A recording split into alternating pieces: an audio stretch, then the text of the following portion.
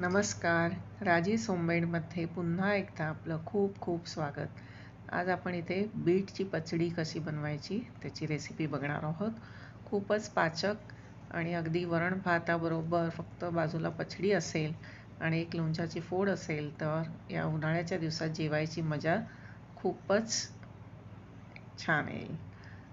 पचडी बनवण्यासाठी इथे मी एक बीट घेतलेला आहे. त्याचे बारीक अगदी पातळ तुकडे केलेले आहेत. तुम्ही किस करूनही घेऊ शकता. आता त्याच्यासाठी जो मसाला तयार करायचा आहे त्याच्यासाठी हे ओलं खोबरं घेतलेले आहेत 7-8 काप त्याचे, आल्याचा तुकडा, 2 हिरव्या मिरच्या कमी तिखट, कोथिंबीर आणि हे कढीपत्ता. हे सगळे पाचक रस आहे त्याच्यामध्ये, पचनाला आपल्या खूप मदत करतात. तर सर्वप्रथम मांड्यामध्ये आपल्याला बीट घेऊन त्याच्यात थोडं पाणी टाकायचं आहे. बीट लगेचच शिजतं, अगदी जास्त वेळ लागत नाही. मीठ टाकून झाकण ठेवून 5 ते 7 मिनटं त्याला वाफेवर शिजू द्यायचं आहे. तोपर्यंत आपण हा जो मसाला घेतलेला आहे तो मिक्सरमध्ये अगदी बारीक पेस्ट करायची आहे.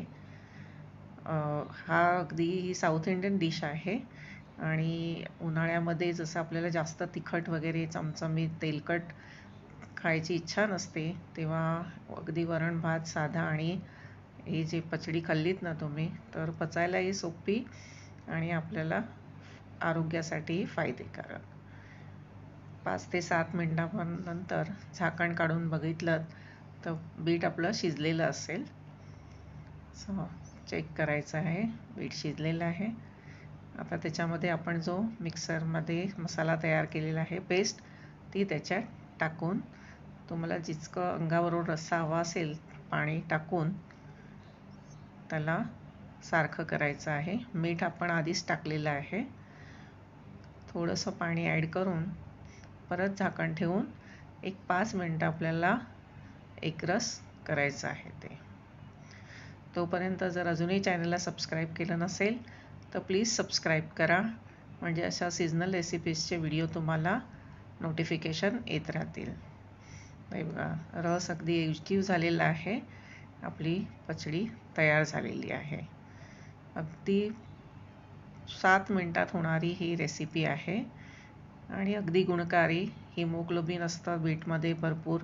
ज्यांना हिमोग्लोबिनची उणीव असेल त्यांनी तर ही रोजच रेसिपी बनवून खाल्लीत तर अगदी 15 दिवसात तुमचं हिमोग्लोबिनचं लेवल वाढेल.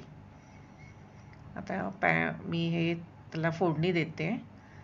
तेल तापत ठेवले, त्याच्यात हिंग, राई आणि थोडा कढीपत्ता टाकायचा आहे.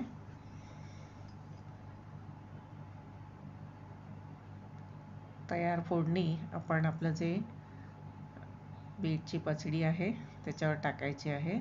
फोडणीमुळे त्याची चव आणखीन जास्त वाढते.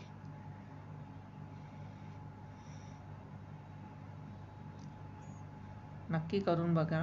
रेसिपी आवडली तर लाईक करा आणि तुमच्या मित्रमैत्रिणींमध्ये शेअर करायला विसरू नका. कमेंट करा आणि असेच मस्त खा, स्वस्थ राहा. धन्यवाद.